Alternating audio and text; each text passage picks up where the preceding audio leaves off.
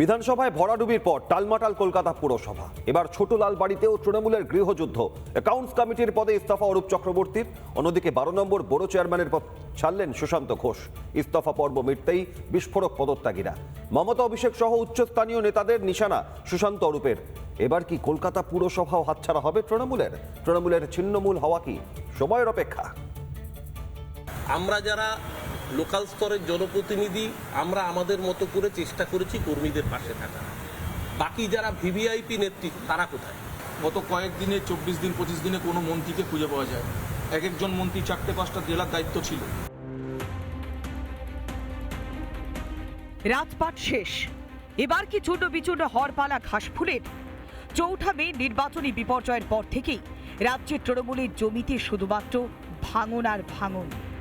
ক্ষমতা গেছে, মুখ্যমন্ত্রীর কুর্সি গেছে, খোদ দলনেত্রী মমতা বন্দ্যোপাধ্যায় হেরেছেন।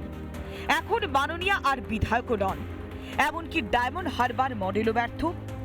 এই আবহে আবার ফাটল খোদ কলকাতা পুরসভাতেও। 12 নম্বর বড় চেয়ারম্যানের পদ থেকে ইস্তফা দিলেন কসবা তৃণমূল কাউন্সিলর সুশান্ত ঘোষ। অন্যদিকে পাবলিক অ্যাকাউন্টস কমিটির সদস্য পদ ছাড়লেন তৃণমূলের মুখপাত্র কাউন্সিলর অরূপ চক্রবর্তী। পুরো কমিশনারের ঘরে গিয়ে সারলেন ফর্মালিটিস। পদ ছাড়তেই দুজনের গলায় শোনা গেল তীব্র অভিমান আর ক্ষোভের সুর।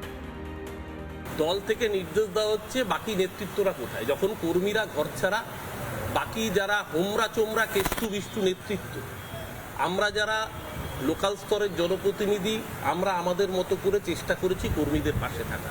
বাকি যারা ভিভিআইপি নেতৃত্ব, যাদের কনভয়ের আগে 4-5-6টা পেছনে গাড়ি থাকতো, তারা কোথায়? এই এতদিন যারা Y+ ক্যাটাগরি নিয়ে ঘুরে বেড়াতো মন্ত্রীরা, গত কয়েকদিনে 24 দিন 25 দিনে কোনো মন্ত্রীকে খুঁজে পাওয়া যায়। এক একজন মন্ত্রী 4-5টা জেলার দায়িত্ব ছিল। বড় বড় রাজনীতিবিদ ছিল। মমতা বন্দ্যোপাধ্যায়ের কাছে আমরা কেউ ঘেঁষতে পারতাম না সমস্ত মন্ত্রীগুলোর জন্য। আজকে এদের কিন্তু একটা বারের জন্য রাস্তায় খুঁজে পাওয়া গেল না। একের পর এক ইস্তফায় চরম অস্বস্তিতে তৃণমূল। কারণ এটা স্রেফ পদত্যাগ নয়, এটা আসলে তৃণমূলের অন্দরে জমে থাকা ক্ষোভের বহিঃপ্রকাশ। 9 নম্বর বড় চেয়ারপারসন দেবলীনা বিশ্বাস আগেই পদ ছেড়েছিলেন। এবার সেই তালিকায় যুক্ত হলো আরও 2 হেভিওয়েট নাম। দলের চরম সংকটে মমতার ছায়া সঙ্গীরাই এখন মুখ খুলতে শুরু করেছেন। প্রকাশ্যে আসছে দলের হাঁড়ির খবর। মমতা ব্যানার্জির বাড়িতে যখন রবীন্দ্র জয়ন্তীর অনুষ্ঠান হচ্ছে, তখন সেই সেলিব্রিটি নেতৃত্ব কোথায়? মমতা ব্যানার্জির পাশে সেই নেতৃত্বরা কোথায়? তাদেরকে দেখতে পাওয়া যাচ্ছে না। নিশ্চয়ই নিচুতলার কর্মীরা তো এখনো মুখ বুজে দাঁড়িয়েছে। নৈতিক জায়গা থেকে আমার মনে হয়েছে আমাদের কোনো পদই ছেড়ে দিতে কোনো অসুবিধা নেই, আমরা চাইলে সব পদই ছেড়ে দেব। এতদিন ক্ষমতার লোভে যারা একসঙ্গে ছিল, এখন জাহাজ ফুটো হতেই একে একে পালাচ্ছেন। কে ইস্তফা দিয়েছে তো এদেরকে বলো চিতপুরে চলে যেতে, চিতপুরে চলে গিয়ে কোনো যাত্রা দলে নাম লেখাতে। অরূপ চক্রবর্তী কি থেকে ইস্তফা দিয়েছেন?